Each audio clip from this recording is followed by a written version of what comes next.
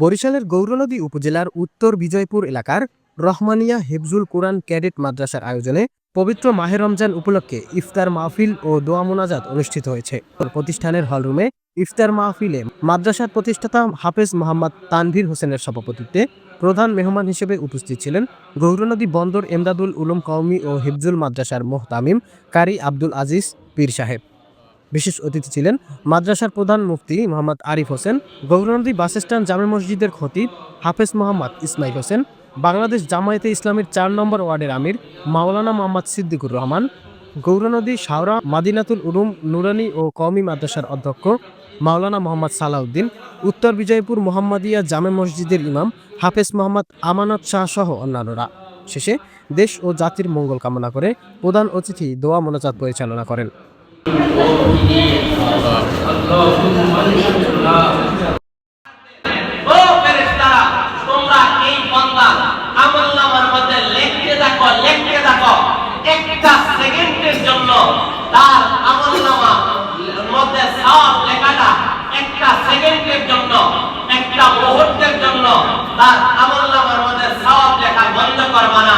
যতদিন পর্যন্ত ঈদুল ফিতরের চাঁদ না ওঠে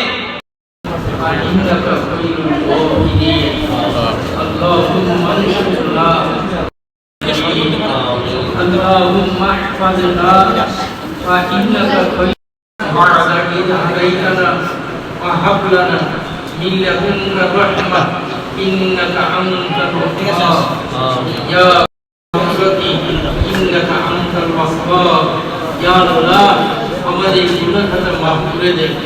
ইয়া আল্লাহ দুনিয়ার সমস্ত রোজাদারদের রোজাকে আপনি কবুল করে দেন। এই তাফসীর এই ইফতার আপনি কবুল করে নেন। আয়াত